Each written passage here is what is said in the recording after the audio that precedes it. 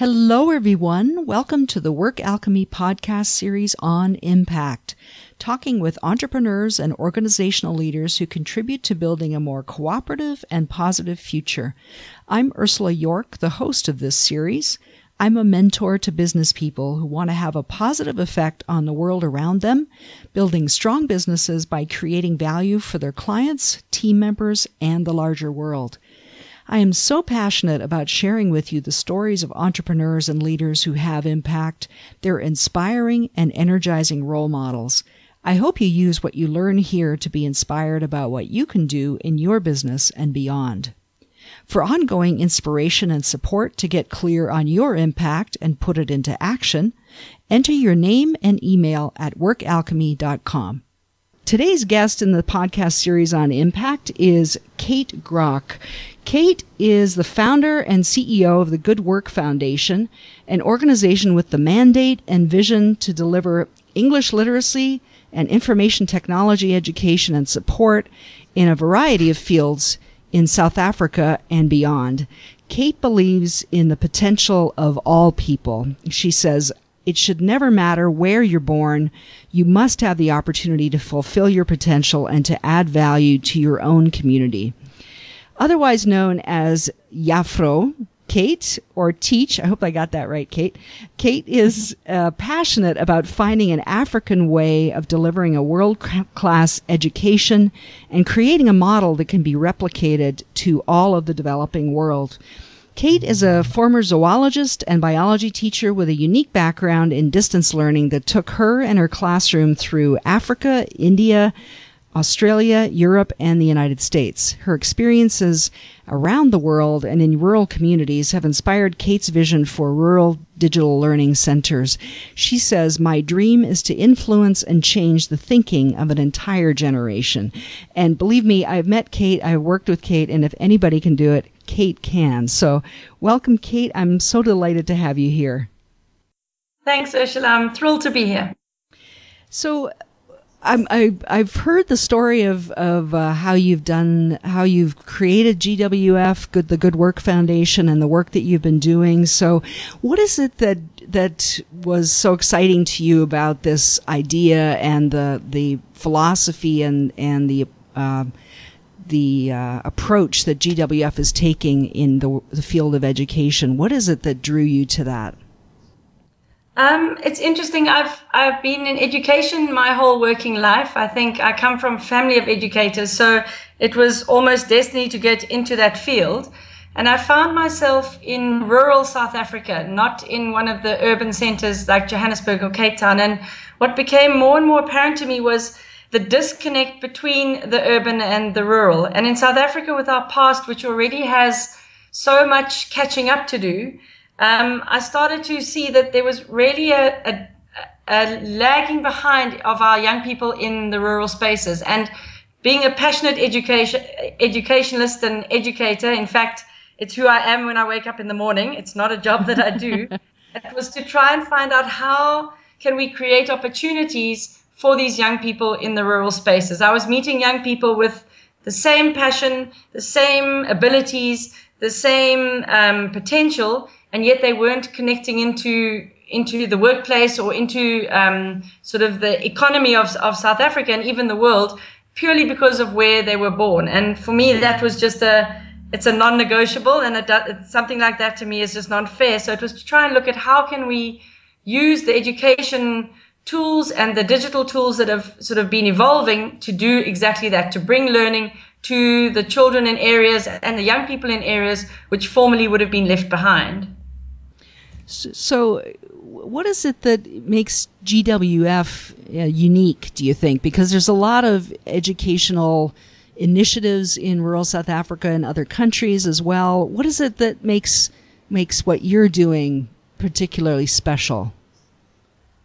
I think there are a couple of things, and I think the first one is the people that we're working with. And I know you have visited us and you've met some of them. And see, working in the rural space, you're working with young people, you're working with people who are passionate, who are keen to get their lives going. And I feel like I'm on this untapped reservoir of potential and energy every single day.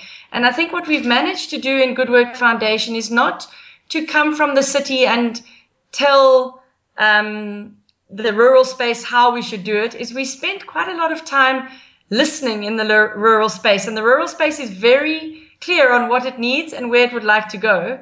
And I think it was then to take what the needs of the space were and what we could add to it and to move forward together in a partnership. And I think, so that for me, the people and partnerships that we've created have been, for me, the key to the success and what makes the space special. And I can testify to the amazing energy at the Hazy View Digital Learning Center that I visited and did some workshops at. I just was it was such an extraordinary place that you've created there, and a gathering place of people that are feeling so empowered and energized about what you're doing. I found that so extraordinary. Absolutely. And I think as we get critical mass of this energy, we're drawing more and more young people on that vision. And I think that's, we spoke the other day that we're education revolutionaries, and that's exactly what we want to be. And, yes, young people are looking for jobs, but I feel on staff now and on our mission, we're having a large number of people who actually believe in that. And people are working here not because it's the only thing they can do, but because they're choosing to be part of change in their own communities, which for myself is very exciting. Well, one thing that so struck me when I was speaking to people there is that they're so focused and wanting to contribute in a positive way to their communities that, conversations that we had about, what would you do if you had unlimited resources? It was almost always about contributing to the community in some way. So they're really tapped into that sense of being part of something bigger than themselves. Yeah, absolutely. I think, I know the word Ubuntu is thrown around a lot in the world today, but in a rural space, in a space where possibly people don't have a lot of money and you have to be connected to each other, your survival depends on it. And people have a very clear understanding on family, community, and if somebody succeeds, the whole community succeeds. There's a great celebration with everybody. If somebody is sad or loses somebody, the whole community loses. And I think that is what happens out here. And what we have are young people who are now seeing opportunity, moving into that space. And for me, which is why I love to work in the rural space, is nobody seems to be doing it for themselves. Yes, they are having a career and excitement, but if you ask most of the young people on the staff what would they do, they would either build a house for their granny who looked after them, or build better schools in their community, or want to work within their community to make everybody better. I do think part of the success of that is also that we have a large number of women on staff and women as students. And I think that is a general tendency of women to look further than just myself moving forward, looking at how can I, number one, get my family, number two, my community, and shift the whole space. And I do think that has a lot to do with the fact that I think we're about 85% women, both staff and students, which is pushing that trend. Yeah, and you mentioned the word Ubuntu, and I wonder if you could define it for people that maybe haven't heard it or aren't totally clear what the meaning is, because I think it's a powerful concept that I see you applying there. Absolutely, and I think the word Ubuntu for us here is that I am who I am because of my interactions with you, and I can't be me or of any benefit if I'm just me. I can only do that because I'm in a partnership with you. And so for me, the Ubuntu that is out here in Africa and I think is a core value in rural Africa and traditional Africa is that you cannot stand alone. You stand with your community, and you are only as good as you are because of the people that you connect with. So that's my understanding of that phrase. And the one way that I saw that really personified when I was there is your morning gatherings, your morning meetings with the staff. I was so struck by that practice of all gathering and meeting in a circle and then singing together in this beautiful, it seems like spontaneous harmonies. I don't know how everyone has such amazing voices, but they do. And then going around the circle and talking about what's going on and where people might need resources and doing some problem solving right there with the entire group. I think that was such a powerful practice to see in action. And I think it really reflects how your values are being brought into, and the values of the community are really being brought into GWF. Do you think that that's the case, that GWF is a reflection of you and your values and of community values? Absolutely. I think if I can first talk about that morning meeting, it's interesting. We always aim to have an African solution to this African issue that we have. And I think we have to be very careful not to shift values and culture in an area where culture is still a very important part of everybody's daily lives and mission. And the circle, we have as you know, our digital tree, which sits inside our building, and that is our symbol to be African and great. And so we still learn from our elders and our teachers under a tree, but now as it's on tablets and computers. But in the busyness of a learning center and of a campus, I think it's important. Yes, we've all tapped into the vision and the mission, but for me, the days can get crazy. And so we start every day with quiet, which I think was a challenge in the beginning. It was a big challenge for all of us to still ourselves, because we know the busy day ahead. And sometimes there are already children in the building, there are already things, but to actually still stop, take that time and breathe out before the day begins. And then, as you say, this spontaneous joy and singing happens every morning. And I can really feel of no better way to start any day than with the team under this tree. And then, yes, everybody sort of fills in the general idea of what they need that day and maybe the day ahead, so that if there are any problems or any support that they would need from others, it makes us a family. I think the way we start our day makes us a family. And in fact, we had a staff braai on Friday to celebrate all those who've had birthdays. And we again said, you know, a family that eats together stays together. And that's what we feel. So we start every day together. And it's a mixture of the seriousness of what's ahead in the day, and then the joy of just being on this mission together. I think that's important. And so I do believe that's the sort of the GWF vision is definitely a reflection of the community in which we are. And we hope to continue that as we grow these centers, that each one will be a reflection of the community it's in, because the communities are all different. And with regards to it being a reflection of me, I think there is a lot of me in the space, having set it up, but mainly a few things there are a couple of things that I 100% believe in. And I believe that if you have, you should give or share. I believe that with my whole being. I believe we should allow young people, even if they are disadvantaged financially, to access excellence. I don't think that should change. And I believe that we all have potential, and that everyone lives up to or down to any expectations that you have of them. So I believe to expect the best of people, and they almost 100% of the time do that. And I think so there is a lot of that in GWF, and you start to see everybody is expecting excellence and giving of excellence. And I think that's where we're starting to get the magic that's happening here.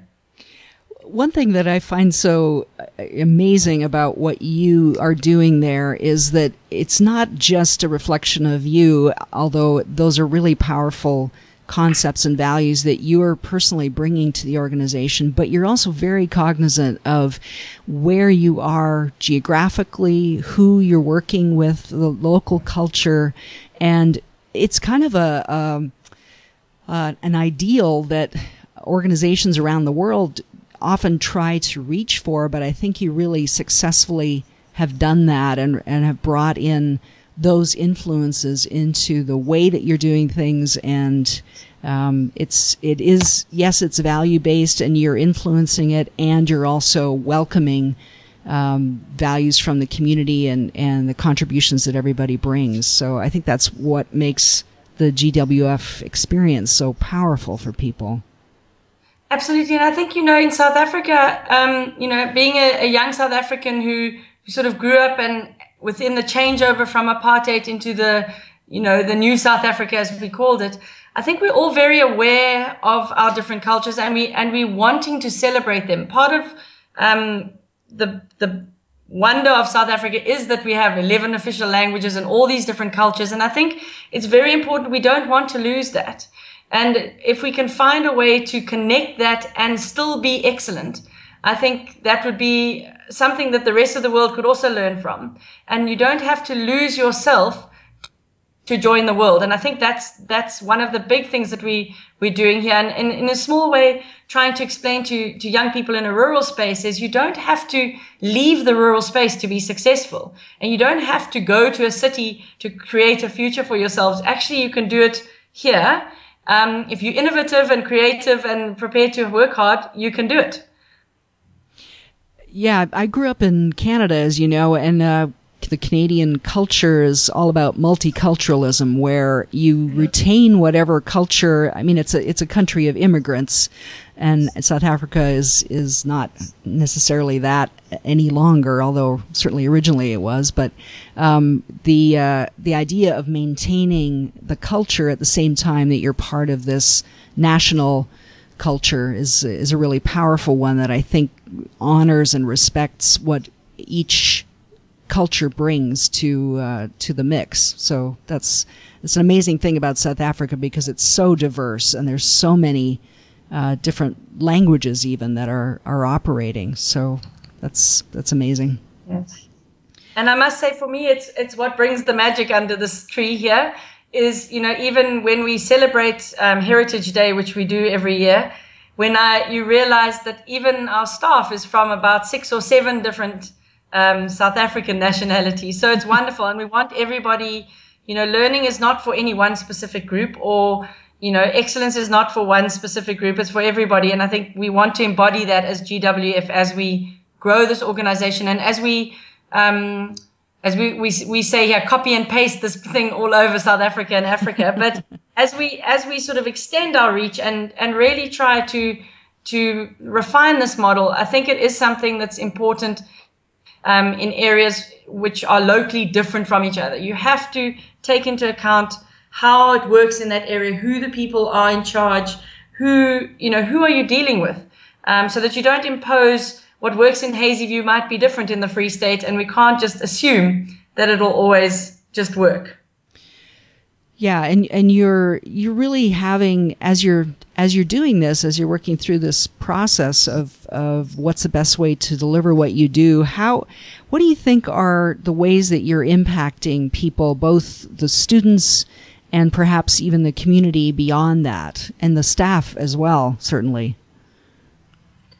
I think impact is an interesting one. I think for me, for our students, staff, and for everybody who's from this area, I think a great impact, and hopefully something that we are bringing to the space, is that it no longer matters that you were born in a rural village and it doesn't matter. Is what has happened with the digital revolution is that you can connect in. If you choose to step through the door here, or you choose to set foot on this campus, your life is yours. Your future is yours, and you can make it happen. You can study anywhere in the world. You can study anything in the world. And I think that's having an extremely positive impact on the whole community. And we've seen that from our first year, where we had to sort of almost go out and search for students, to our third year, where we've got waiting lists and people who want to be part of it. And we actually are sort of letting people in a staggered form so that we can give as many people the opportunity, but we're not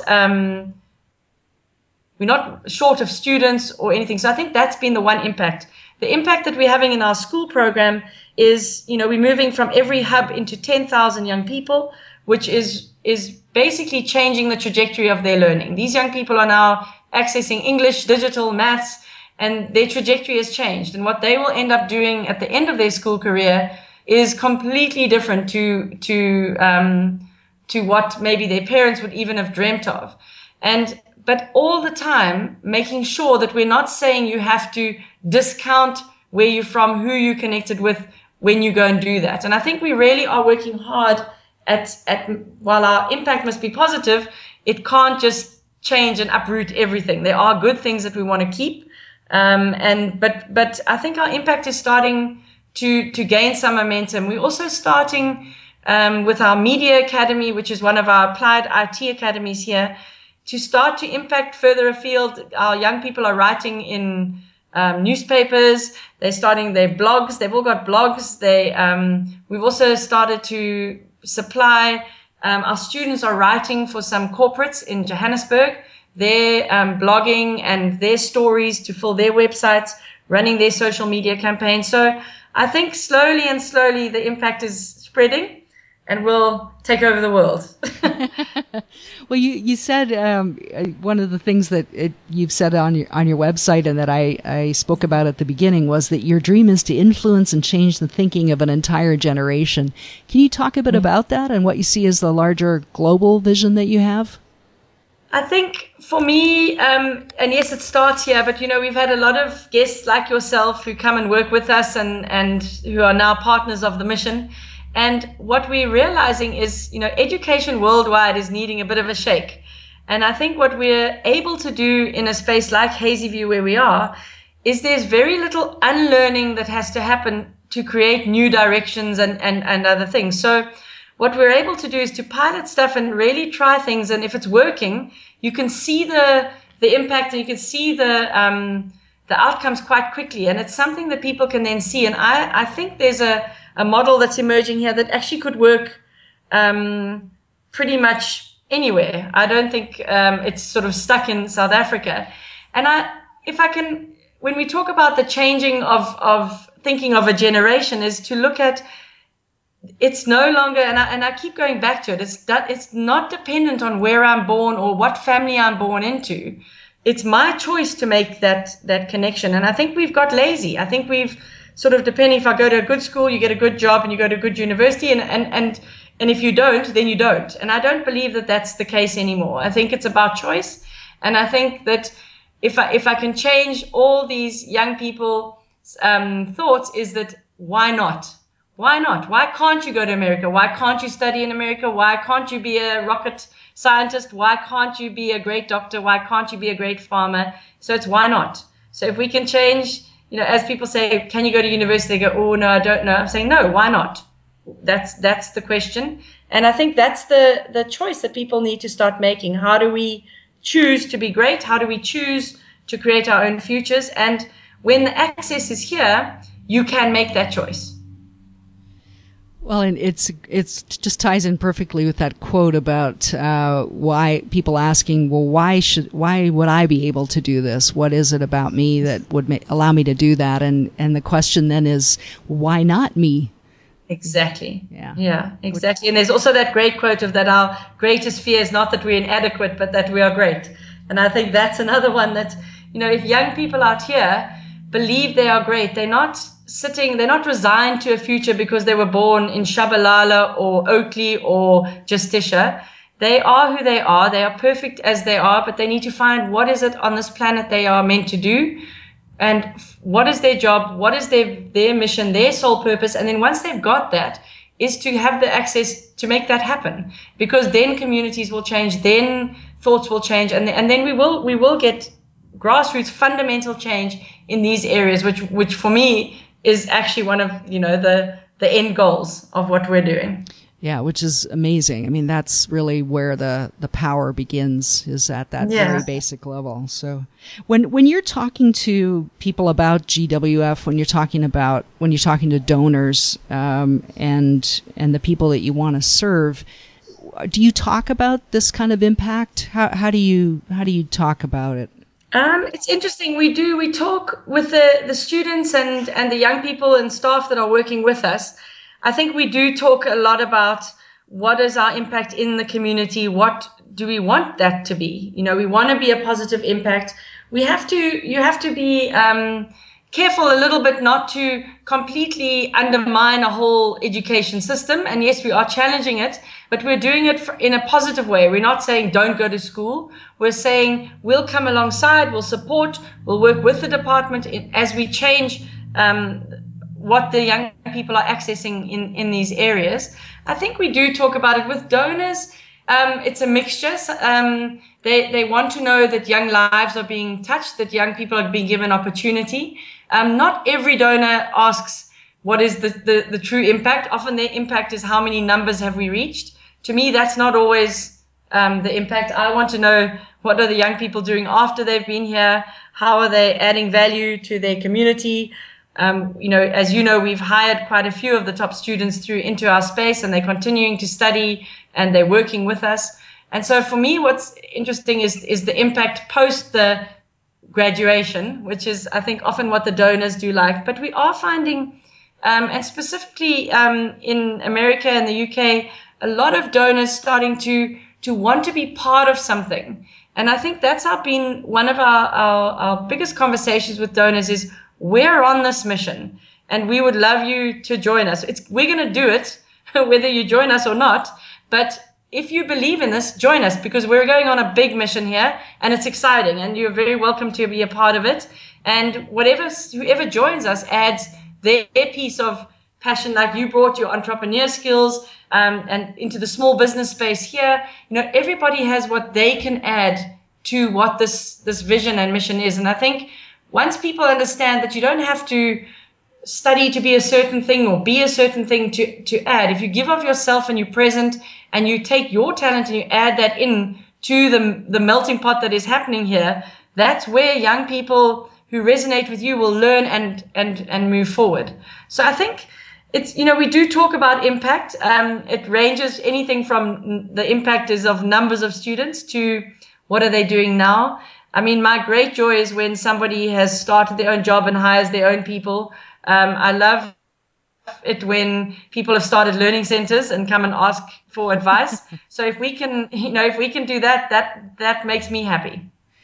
Well, and one of the ways that you and GWF are having impact is that you're affording people the opportunity to have their own impact. And that's not limited to the students, although that's obviously your focus, but it's also, as you mentioned, the donors and people that have gotten involved in the organization. And that's an amazing gift for everyone and allows them to have their own impact. So it's really that ripple effect that goes out in the way that you're having impact has so much impact on other people in multitude of ways.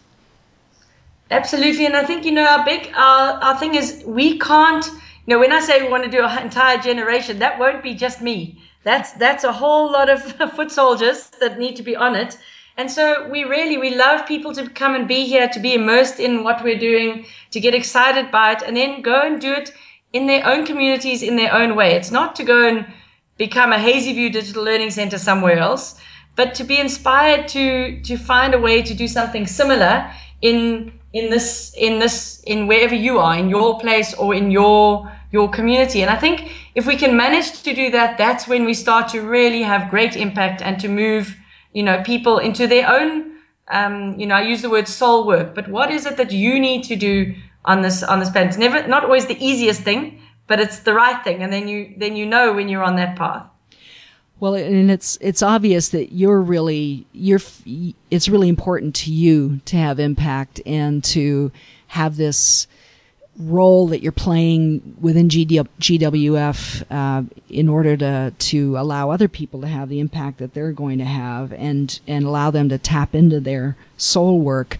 Why is that so important to you? How did that evolve? Was it something that you have always had, or did you come to it through some experiences that you've had, that desire to have impact? It's interesting. I think, always, I think a lot of it starts with your family that you're involved in. And from my grandmother to my mother, to the rest of the family we've always been involved in community projects and in when we have being able to give. And I think that's a family trait and a family vision that has been there all the time. And I started to look, when you start to work, and I did a lot of, I'm a math, science, and biology teacher in a former life. And when I was working with the rural kids, and I was doing a lot of career guidance with young people and sitting with the final year students as to what they want to do. And I kept saying to them, you're going to work for 40 to 50 years of your life. It better be something that you love to do. And it took me a little while, but eventually it started to sink into myself. You maybe have to say it a few times, but we spend a lot of our time and waking time at our work and what we're doing. And to me, to find a place where that joins with what you love to do has been, I mean, it's been amazing. And I'm so grateful every single morning to wake up and not just go to work, to do what I truly, truly love to do and what I'm meant to do. And I think if more and more people are able to do that, I think everybody's just better at it, because I think you can always become good at a job, but you will only be great when it is truly what you're meant to do. And so we have a big push to find, and we talk a lot with the staff of, you're all on the bus, nobody panic, nobody's having to get off the bus, but if you're not on the right seat, we need to find your seat. So you find the energy in a person first, and then you find where they are. And I've got people who signed up. Their first job here was the student liaison. Well, they're running the career program now. And I've got people who, started as a cleaner and they're running student admin. And that's where people need to find what they love to do. And that way they will be a lot more impactful with it and just better at it. And it is a long time to be unhappy at work, your whole working career. So I'm not prepared to do that. And I think more people should be not prepared to do that. Well, and I think it's incredibly energizing and motivating when you're in the right place, when you're feeling like what you're doing is really exciting and that you're really tapped into something deeper within yourself. And you and I have had several conversations about people finding the right place within the organization, and you really put a lot of effort into that in a very nurturing way, and I think that's incredibly valuable for people who perhaps don't quite have that perspective, that they start off feeling like work is work and you have to kind of make it work for you however it unfolds. It's also the experience that you're bringing them of, well, let's find the right place for you so that you can be energized, that you can feel really excited about coming to work every day. Absolutely. And I think, one thing that I have been able to do, which is something I do know that I can do, is I can see potential in young people. They sometimes don't see it yet themselves, but it is something I'm able to recognize. And so I will hire often on that and not necessarily on content. I believe content can be taught, but there's that thing that you can't teach, that you can see in a kid or a young person. And we see that because we're very lucky in the way that our staffing has done. We started with 6 staff members 3 years ago, and we're at 43 now. But we had 6 young people, but now all the others have come through our programs. So we don't have a job interview. You have a year with us where we find you. And it's the young people whose hands are up to do something extra, or the young people who say, oh, can I just volunteer with the Open Learning Academy? And those young people, we can teach content to, but that understanding that you get up and you start to serve is, before you ask to be a member of a team, is an interesting thing. And if you can find that in people, the content and the job part can be added to that, and you will find their place in this organization. And we really do. And it's so wonderful to see, because you see people doing really good stuff, but when they sit in that right seat, it's just wonderful to see. And to see young people really find their place, and we find people who would never have dreamed of being teachers. And we've now got a whole class of our staff members who are now studying education and run their own tutorial every week, and are starting to get degrees. People who 2 years ago never thought they would ever go and study are now teaching other people and getting their own degrees. And I think that is very exciting as the CEO and as the person who needs to make sure I'm redundant at some point. It makes me very excited. Yeah. Yeah, and you really bring that, and everyone it's a way of thinking that's really infused the organization, because I had a number of conversations with people of, well, this person might really be able to bring value in this situation. They seem to be really suited for that, and it's something that you and your staff are on the lookout for, which is a great way of developing people. Definitely. And I think, especially out here in the rural space, we sometimes have to watch ourselves, because our staff have come through the same system that we're trying to change. And so you have to spend a lot of time on the staff. And I think that's made us focus on it. And now that I've focused on it and I can see the rewards that come with that, no matter where I worked, that's what I would do, because it's almost forced us to do it, but it is the right thing to do. And out here, a lot of the young people have never dreamed of what they could be. They always, if you ask young people in high school, you say, what do you want to do? They say they want a job, because it's about security, it's about family security and financial security. And to ask them the question, well, what would you love to do, is not a normal question that is asked in sort of young rural South Africans. Mm-hmm. And so when we start to say to the team, you're on the team, what part of this mission do you love to do? When you know what the GWF mission is, you have to go quiet and you have to figure out, you can use anything you want, a vision board, a quiet time or whatever, but what is your personal mission and work?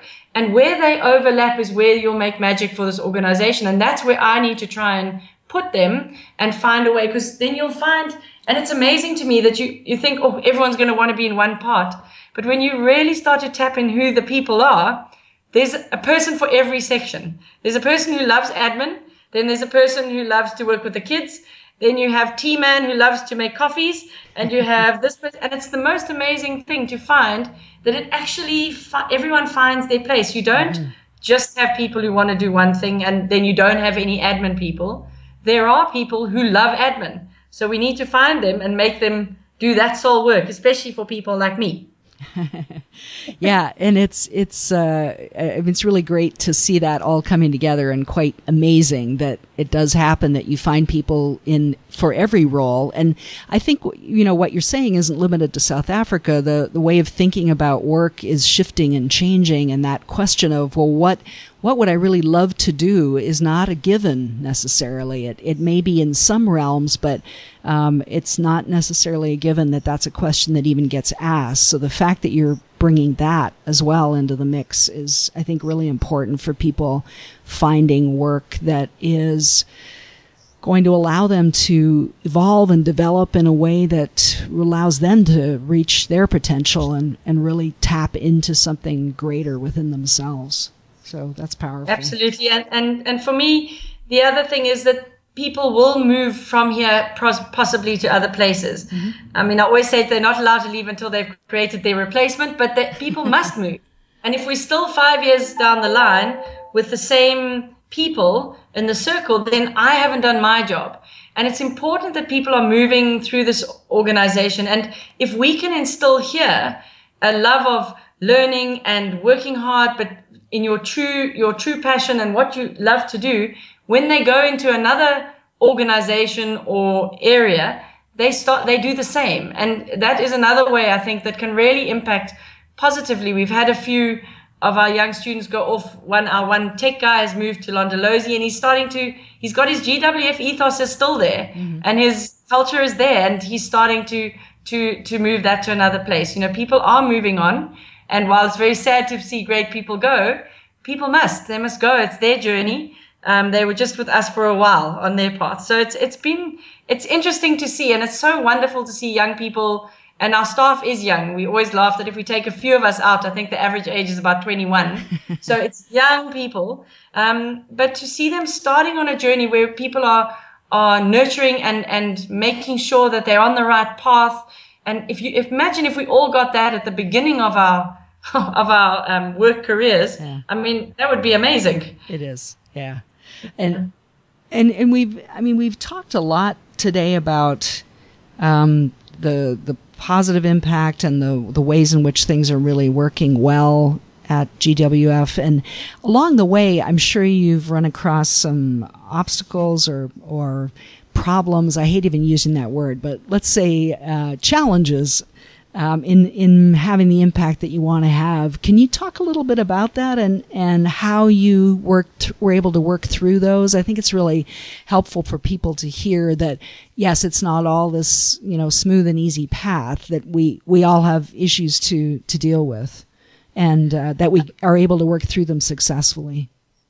Absolutely. I think some of our challenges that we have, and I agree with you, the staff know they mustn't come with a problem unless they've already organized the solution to tell me. So it's I think in the NGO space, which is the space in which we play, funding is always an issue, and Sometimes part of an issue that I have and a challenge I have is I can so clearly see where we need to go that I can't understand why we can't get there faster. And I think that's been a very big lesson for me. I'm very clear on where I'd like to take the organization and who I need to join to get there. And it's amazing, once you do get that path clear, the right people all seem to come along, which is interesting. So I think we've had to take time to really focus. What is it that we do? What are we good at? How can we add the best value? And then that's been one that we've had to overcome. Funding is always an issue in the NGO space. I think we have a whole department that's on that all the time. But I do think the more people get to know you and the more people understand what it is we're doing and why we're doing it, that funding seems to be moving.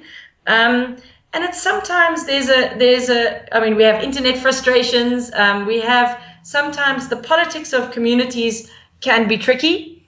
And so it can take a long time to get permission to do a building or to do that. But we've tried really hard with that to always have a partner, a local partner. So here at Hazyview, there's a local church whose land we're on, and it almost sort of fast-tracked our street cred, because otherwise it takes you a few years for people to trust that you're here for the long haul. What is it that you do?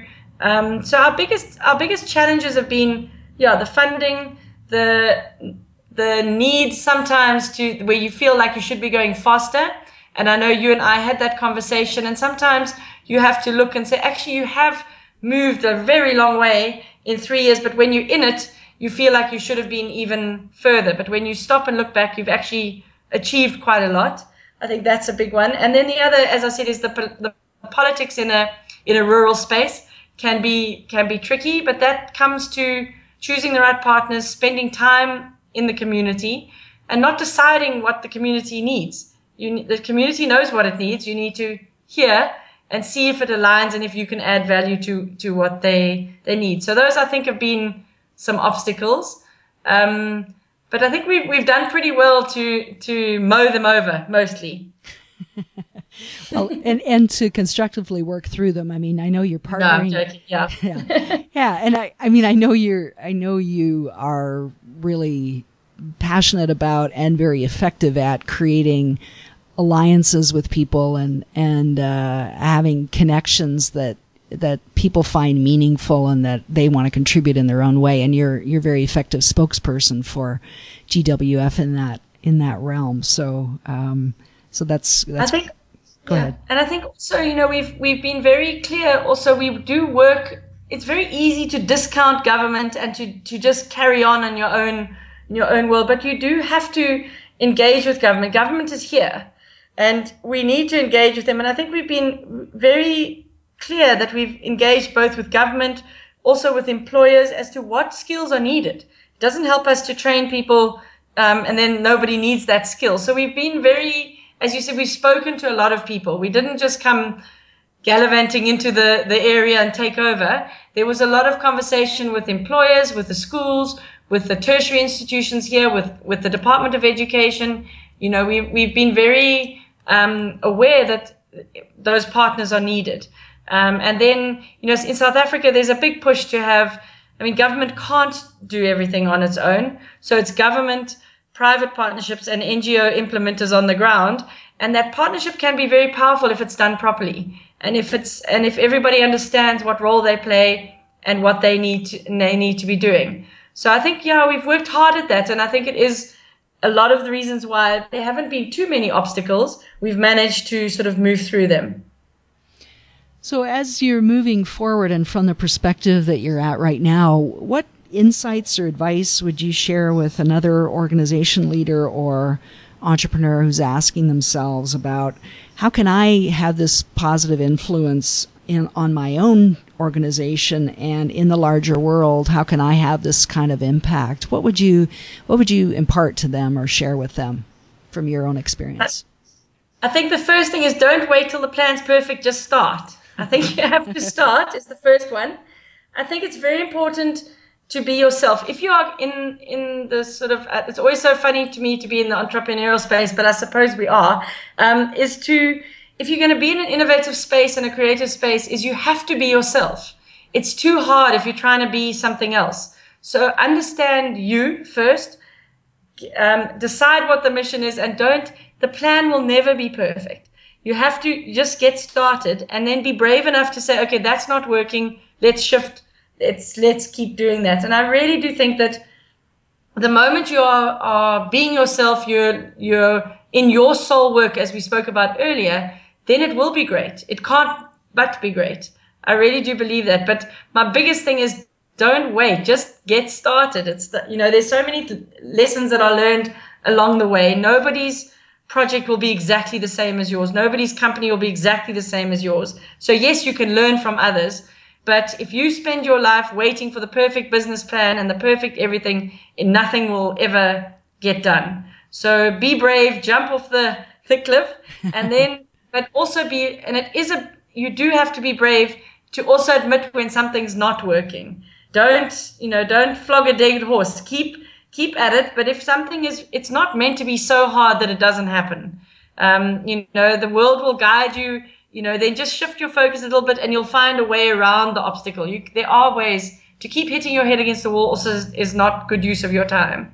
So if something keeps stopping, then maybe there is something different to look at. The universe is trying to help you. So make sure you don't go there. But the biggest thing is to be yourself and get started. I love that advice because it's so easy to get bogged down in planning and feeling like things have to be a certain way before you even begin. And the only way that things can really evolve is to start putting things out there, and then whoever you're trying to serve, they'll let you know what's valuable and what's not. And you start to have this ongoing conversation and dialogue that helps you evolve in your work as much as it helps them. So I love that. I love that. Yeah. I mean, we began all our projects with a DIY building book, and we built a preschool. We had no idea what we were doing. And it's, from there it has all evolved. So be brave and jump. And I think what you said too about understanding yourself and then being yourself is really important too, because if you understand who you are and what you bring, it's incredibly helpful as you're moving into work that you find so powerful. So that's amazing. Yeah, and I think you're more likely to stick with it if things do get tough. If it's something that's not really you, it's harder to really keep going when things are not going easily. So it's much easier to do that if it's actually, you don't have a choice. This is who you are and this is what you need to do. Right. And we say we have sometimes community work fatigue because it is difficult to work in communities and when lives are hard, but then you go quiet and say, well, is there anything else you'd rather do? And there's not. So then get on it again, and that's what you have to do. Yeah, and I think having clarity about your own values is important. It's the reason I asked you about that earlier on, and it's part of knowing yourself, of knowing what's important to you and what is a non-negotiable in terms of how you want to work. That's a really powerful thing to bring into the mix as well. Yeah, absolutely. So thank you so much for joining us today, Kate. You've, as usual, you're an amazing advocate for the Good Work Foundation, and you're a real visionary. I think that the powerful and energized way that you're bringing this work into the world is really incredible, and I thank you so much for sharing all of that with us. I think it's going to be very inspiring for people to hear. Thank you. It's been my pleasure. So if people want to get in touch with you at GWF, what's the best way for them to reach you? Our website is goodworkfoundation.org, so www.goodworkfoundation.org, and I'm Kate at goodworkfoundation.org, and you can follow us on Facebook, which is also the Good Work Foundation. Okay, great. So is there anything in particular on the website that you would like people that you think would be helpful for them to know about GWF?